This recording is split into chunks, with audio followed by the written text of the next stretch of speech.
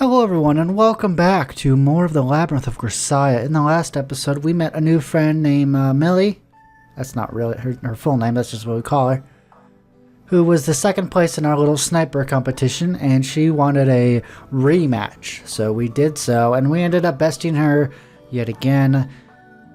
But unfortunately we accidentally, well not accidentally, on purpose I suppose, we took a weapon and live ammunition from the storeroom, and that was not cool. As you can probably imagine, Captain Garrett is going to chew us another one. Miliella, I'm never going to get used to that name.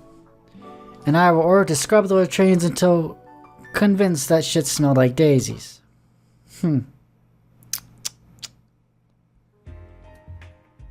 Well, I guess that more or less covers the first term. After that came 2 months in Quantico, Virginia. Then the final exam and my posting to an actual platoon in the field. A lot of that stuff's still classified, so I wasn't sure how much detail to provide on paper. 資料とミッションログはこちらに残っているから、概要だけわかればいいのよ。配置先はアフガニスタンとホンジュラス? Yeah. Both times we were reinforcements dropped into losing battles. First desert, then the jungle. Not exactly my fondest memories, that's for sure.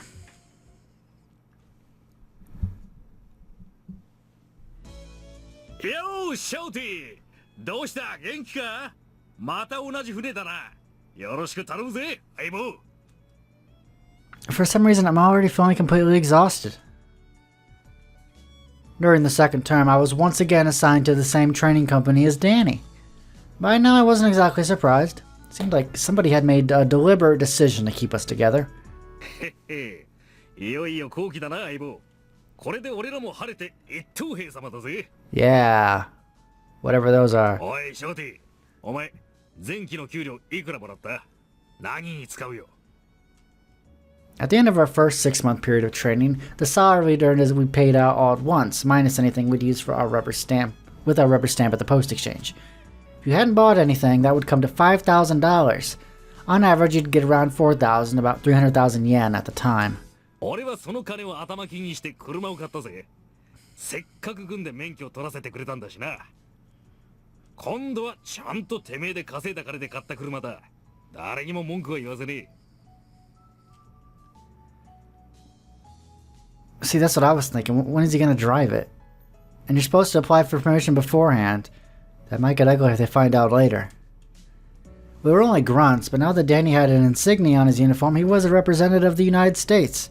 It would cause headaches if he got into accidents with civilians or broke traffic laws abroad. Because of this, the military wasn't too pleased when people on active duty bought cars, and they generally required a good deal of paperwork beforehand. But from what Osco told me, it was a lot of paperwork for no real benefit. So you were better off spending your time looking for an expensive insurance policy. Most people didn't even bother applying. I guess the high-ranking officers who let their underlings chauffeur them everywhere aren't too familiar with the circumstances in that area. バレなきゃいいんだろ、そんなもん。で、お前は何を買ったんだ? I bought a woman's watch, actually. Huh? 例の師匠にプレゼントか? No. Someone else. マジかよ。お前は本当に周りに女が多いやつだな。I guess I do. Do I?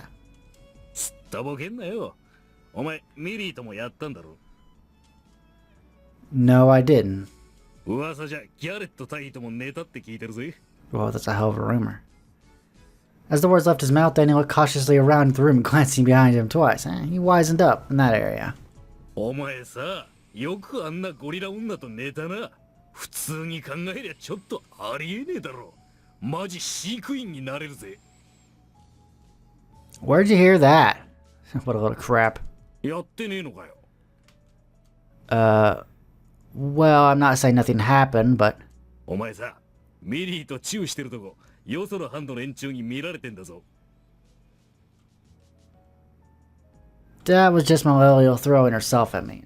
Wait, I guess that's kind of the cowardly way to put it. おいおい、下手な言い訳はやめろよ。別に責めてるわけじゃねえし。ゲロっちまえよ、ショーティ。やったんだろ。 Yeah, Yuji. You dog. Well, Malali was sort of stalking me there for a while, and I guess there were a few incidents like that. I did tell her I'm in love with another woman, so I couldn't go out with her. 4 times I said that, actually. But maybe I should have tried rejecting her really harshly or something, you know. 4回って、そんだけ振られてなんで諦めねえんだろうな。あいつはバカなのか？ She does call herself one, so yeah, I guess she probably is. また面倒な女に惚れられたもんだな。ま、後期で配置が変われば、あいつもすぐに忘れんだろ。バカだからよ。I don't know about that. 誰がバカだ、ゴラ！ Oh my. さあ、メリー、てめえなんでいるんだ。私もあんたらと同じ船なんだよ。悪かったな。つか、ダニー、てめえ、バカの分際で私のことバカとか言ってんじゃねえよ。 Great. Just when I thought I could get some peace and quiet. ああ、今てめえなんつったこのクソアマ。ぶっ殺すぞ。私に手を出したらジーニーが黙ってないぞ。畜生、よくも俺の女に手を出したなっつって。あんたなんか700メートル後方からバーンだ、バーン、脳みそまき散らして吹き飛べ。 Alright, calm down, please. I already have a headache. I don't need to get any worse. 寝言は寝て言え、ボケ。おめえショーティーの女じゃねえだろ。どさくさに紛れてうぜえこと言ってんじゃねえよ、クソビッチが。ああ？あんたこそどさくさに紛れておっぱい触ってんじゃねえよ。金取るぞ、ゴラ！ Danny, I expected better of you. Wait, no, I didn't. 誰がてめえの惨めな貧乳なんぞ触るか。バーカバーカバーカ。 Sounds like chickens, don't they? ガキかよ。つか、唾飛ばすんじゃねえよ。くせんだよ、バーカバーカバーカ。 That'll never get old. I love Japanese. Okay, I think I'll get going now. You two have fun. いやー、ジーニー、置いてかないで。久しぶりに会ったんだよ。2週間ぶりなんだよ。チューぐらいしてけよ、もう。け、ざまた振られてやんのよ。めっちゃダッセー。甘ったれた声出してんじゃねえよ、気色悪い。てめえ、このダニ野郎、蹴り殺すぞ。おっす。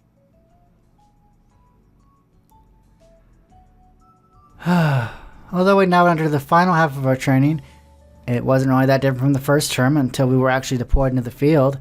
In fact, things were more relaxed on the whole. In terms of the major changes, our lodgings were now a 33,000-ton battleship rather than a barracks building, and we were given additional nighttime training. Practically speaking, the single biggest difference was probably the fact that we were allowed to apply for shore leave. But now that we were seniors, some of us were also given the chance to act as assistant instructors.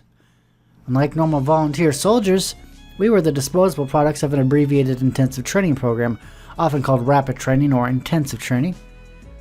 And while we were only PFCs at this point, those of us who produced excellent results during the first term were sometimes assigned to provide guidance for more typical recruits. Our second term was going to involve a deployment into the field, but it would be some time before the details were decided. That said, they didn't want us to leave us sitting around idly. Feeding us and having us run in circles all day would keep us healthy enough, but that just meant we'd have more energy for mischief on the shore. Having us train other recruits would remind us that the military was one big machine, and we were only gears inside of it, while also encouraging us to develop a better understanding of the word responsibility. That was probably their logic, at least.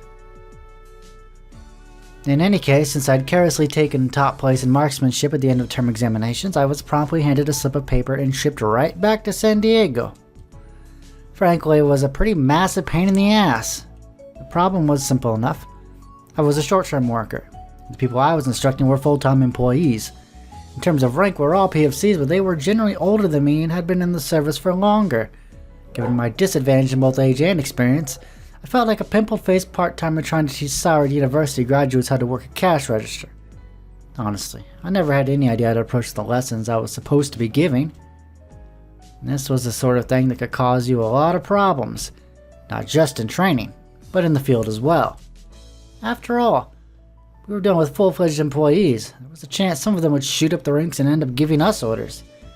Didn't really want to give them a reason to hold a grudge, right? Naturally enough, us part-time instructors tended to provide some fairly lukewarm instruction, no screaming involved, and much less corporal punishment. Our students saw right through us, and they generally treated us with barely disguised condescension. However, even among the ranks of these arrogant employees, there were a handful of hopeless cases. And these were the guys who just couldn't improve, struggling in their studies and training alike. As they fell further and further behind those around them, their confidence tended to fail, and things would go from bad to worse. People like this almost always quit the Marines eventually, but those who had nowhere else to go were downright pitiable. The instructors regularly gave them hell in front of everyone. Even the other members of the training squads would punish them for slowing the group down. That can't be good for their morale. Who is this guy? The man I was instructing today, one Edward Walker, fell solidly into this category. He was the oversized second son of a farm family. Rumor had it he'd been tossed into the military, so he'd stop eating them out of house and home. You'd never think it was a teenager from the sheer bulk of his body. Thanks to his size and overall sluggishness, his squad mates had given him the unflattering nickname Buffalo Eddie.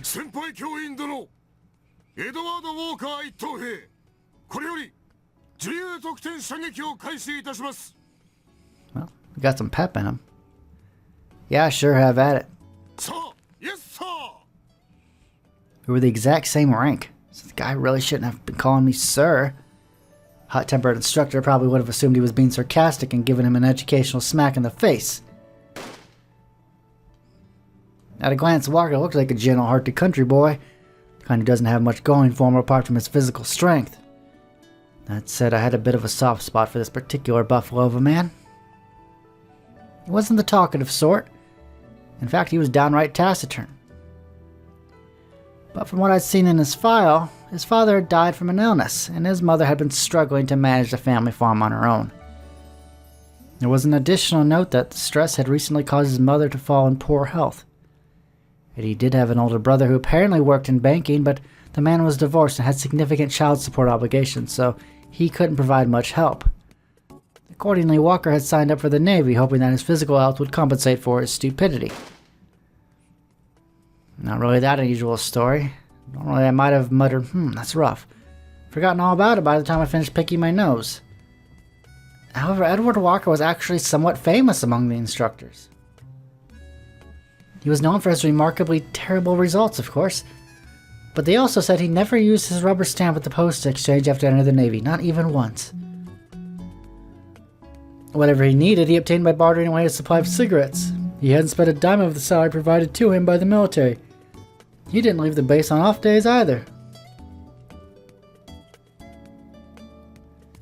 The man was apparently sending every cent of his military salary home to his mother. Now that's the sort of thing that really brings a tear to your eye, right? Good job, Eddie. That's the way. You gotta take care of your mother while she's still around, or you'll definitely regret it in the long run. I couldn't do a thing for mine. And in the end, she died before my eyes. Those regrets probably had something to do with it. But one way or the other, I couldn't help seeing Eddie Walker as a really good guy.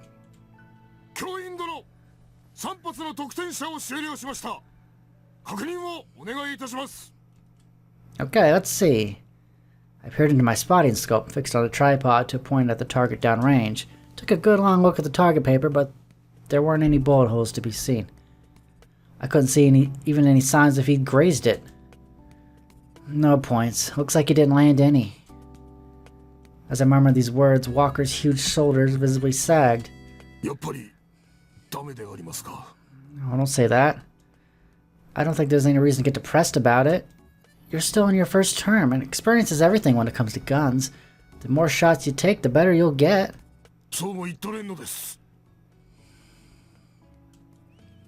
What do you mean?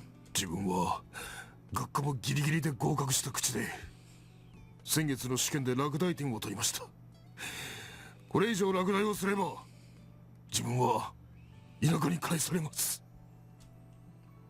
That's probably not true. As a general rule, militaries are easy to join but hard to leave. Once you're in, they're not gonna fire you out at the drop of a hat. That said, failure in training has a huge effect on your career prospects. Old classmates will move up quickly through the ranks, jumping to NCO or even staff NCO, but if you failed early on, you'll usually languish lower on the totem pole. Eventually, you'll find yourself being outstripped by people who enlisted years later than you. There's few things more humiliating than working under an officer who you bossed around while they were still a fresh recruit. 自分は今日のこの補習で合格点を取らなければまた落第であります。 I glanced down at Walker's report card. A number of red marks indicated failures in swimming, academics, and... Wait, you failed hand-to-hand combat as well? 自分は争い事などめったに起きない土地で牛と育った田舎者であります。兄もどちらかといえば勉強の虫で、自分は兄弟喧嘩もしたことがありません。 I see. Before you get used to it, hitting people can sometimes be more painful than being hit. The man was just too kind. This might be a little rich coming from a coward who couldn't bring himself to kill, but it seemed like making Edward Walker into a full-fledged Marine was going to take quite a bit of time. I guess it would be pretty bad to pick up any more failing grades at this point, huh? Anyway, is it really giving you that much trouble? Maybe the gun's bad. Let me take a look. The rifle I took from Eddie appeared to be a perfectly typical M40A1 of the sort new recruits were always given. It was visibly beaten up from years of heavy usage, but the barrel and a few other parts had been replaced. Training rifles were usually total junk, relatively speaking. This one seemed solid enough. If you couldn't land a single shot using this thing, the problem was clearly on Eddie's end. Promptly pulling back the bolt handle, I pushed a round into the rifle's chamber and assumed an upright firing position. I'm gonna try it out, alright?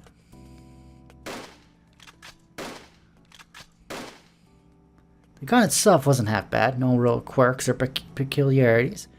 You could tell it had been thoroughly trained by generations of riflemen.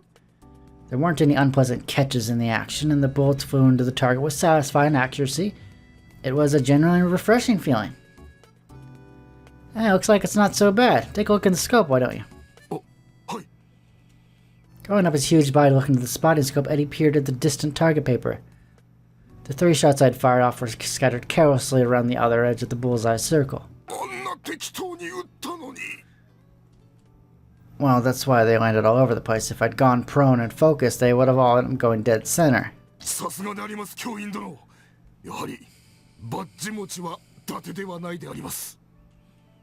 Oh, not really.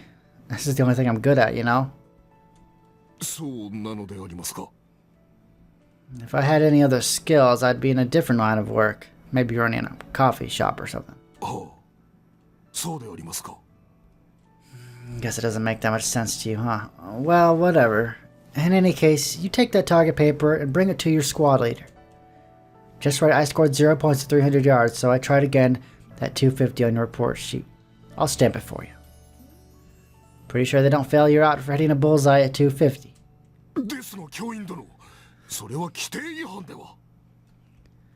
Well, that's certainly a very admirable point of view, PFC Edward Walker, but tell me, have you ever heard the saying? In the military, it's all about knowing which corners to cut. And anyway, if your results don't improve, they're gonna say I'm a lousy instructor with no leadership qualities, you know? So don't get me wrong. It's not like I'm taking pity on you here or anything. Go grab the damn thing and take it to your squad leader already. If they ask why you suddenly managed to hit the target, just tell them you could see the wind or something.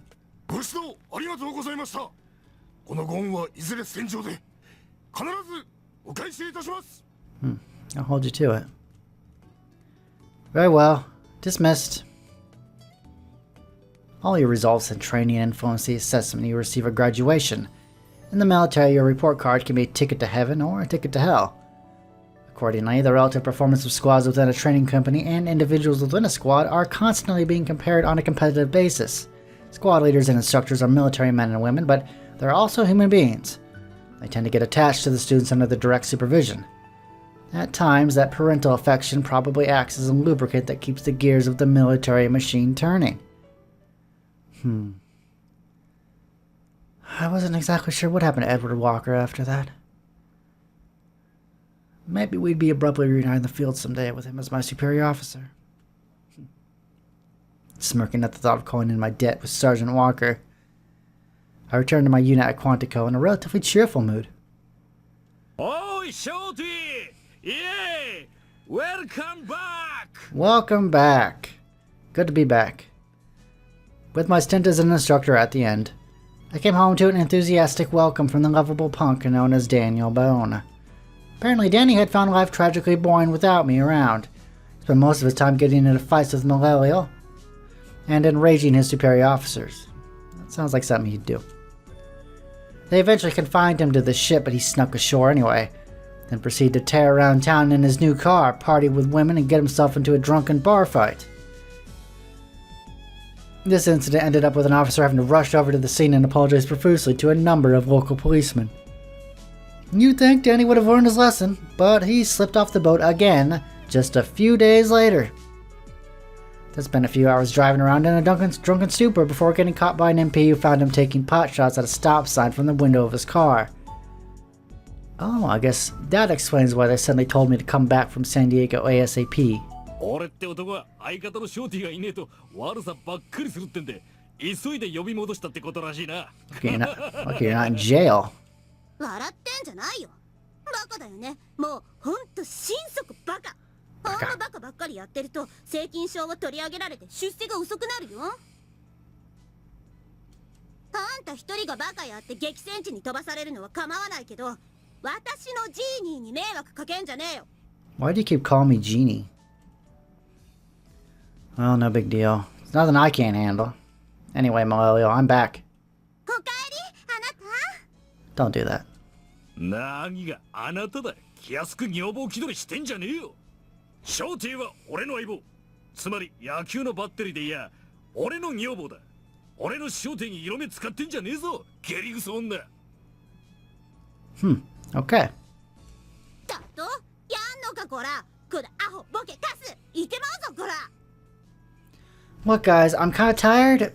I think you're gonna have to excuse me. いやジーニー相変わらず冷たいのね。でもそういうの好き。 Don't use that sugary sweet voice with me. このクソ豆野郎ぶっ飛ばしたらすぐに行くから先にシャワー浴びて待っててね。てめえどっから声出してんだよ。マジキメ。うふじゃねえ。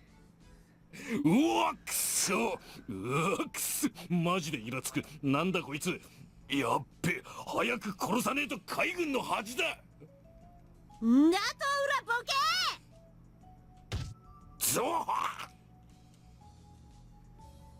There really was a chance to be shipped off to a hellhole. A very real chance, in fact. And that was the whole point of putting a bunch of dropouts and petty criminals through intensive training, after all. They expected us to take bullets for Uncle Sam. In the not-too-distant future, we'd all be dropped into the middle of a battlefield for the practical experience portion of our second-term training. At the very least, that is what I'd begun to suspect.